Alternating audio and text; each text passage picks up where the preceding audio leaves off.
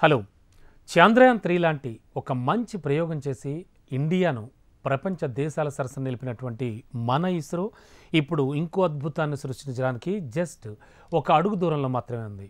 మరి ఈసారి చాలా రిస్కీ ఫ్యాక్టర్తో కూడిన సూర్యుడిపైన అధ్యయనం చేయడానికి ఈఎస్ఏ ప్రోబా-3 అనేటువంటి మిషన్ను ప్రయోగించనుంది. అయితే అసలు ఈ ప్రోబా-3 ఏంటి? సూర్యుడి వద్దకు ఒక ఉపగ్రహాన్ని ప్రయోగించడం ఏంటి? అందులో రిస్క్ ఎంత ఉంది? ఆ ఉపగ్రహాన్ని ఎలా ప్రయోగిస్తారు? ఆ ఉపగ్రహ ప్రయోగం వల్ల వచ్చేటువంటి ఉపయోగాలేంటి? అసలు ఆ శాటిలైట్ నిజంగా వర్కౌట్ అవుతుందా? మొత్తం టోటల్గా అసలు ఈ ప్రోబా-3 మిషన్ ఏమిటి? దీని ముఖ్యోద్దేశం ఏంటి? అసలు ఇది ఎలా పనిచేస్తుంది? అలాగే దీనివల్ల యూజ్ ఏంటి? ఇవన్నీ కూడా ఇప్పుడు మనం ఒక్కసారి చూద్దాం, దానికి సంబంధించిన వివరాలన్నీ కూడాను.